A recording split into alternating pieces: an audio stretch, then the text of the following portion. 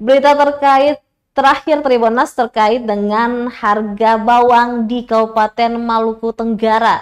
Untuk harga bawang di Pasar Langgur naik Rp60.000 per kilogram. Pekan kedua di tahun 2024, harga bawang di Pasar Langgur, Kabupaten Maluku Tenggara merangkak naik mencapai Rp60.000 per kilogram. Kenaikan terjadi untuk bawang merah maupun bawang putih. Bawang merah yang semula dijual Rp50.000 per kilogram, kini melonjak menjadi Rp60.000. Sementara untuk bawang putih yang semula Rp30.000, kini menjadi Rp40.000 per kilogram.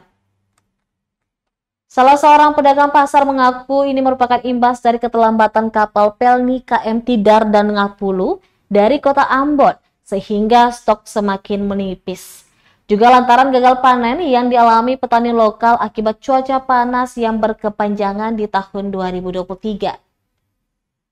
Udin mengatakan pada prinsipnya walau dengan harga tinggi tetap saja ada pembeli meski kadang dibarengi dengan keluhan karena mahalnya harga bawang.